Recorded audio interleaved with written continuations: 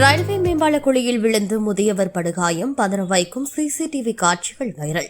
தண்ணீர் பந்தல் பகுதியில் நடைபெற்று வரும் ரயில்வே மேம்பால பணிகளின் அலட்சியத்தால் சைக்கிளில் சென்ற முதியவர் ஒருவர் ஆழமான அஸ்திவார குழியில் விழுந்து படுகாயமடைந்த சம்பவம் பெரும் அதிர்ச்சியை ஏற்படுத்தியுள்ளது.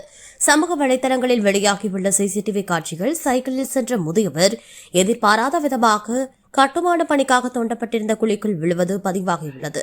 குழிக்குள் இருந்த இரும்பு கம்பிகள் மற்றும் கட்டுமான பொருட்களால் அவர் பலத்த காயமடைந்ததாக கூறப்படுகிறது. விபத்தை கண்ட பொதுமக்கள் உடனடியாக ஓடிவந்து குழிக்குள் இறங்கி முதியவரை மீட்டு வெளியே கொண்டு வந்தனர். இந்த விபத்துக்கு முக்கிய காரணம் மக்கள் அதிகம் பயன்படுத்தும் சாலையில் தோண்டப்பட்ட ஆபத்தான குழிகளை சுற்றி போதிய பாதுகாப்பு தடுப்புகளோ எச்சரிக்கை பலகைகளோ அமைக்காததுதான் எனவும் ஒப்பந்ததாரன் அலட்சியம் எனவும் அப்பகுதி மக்கள் குற்றம் சாட்டுகின்றனர். மேலும் விபத்து நடந்த பிறகு ஒப்பந்ததாரர் தரப்பினர் அவசரமாக பாதுகாப்பு பலகைகளை அமைத்ததாகவும் இதுவரை காயமடைந்த முதியவருக்கு மருத்துவ உதவி அல்லது நிவாரணம் வழங்கப்படவில்லை என்றும் பொதுமக்கள் வேதனை தெரிவிக்கின்றனர்.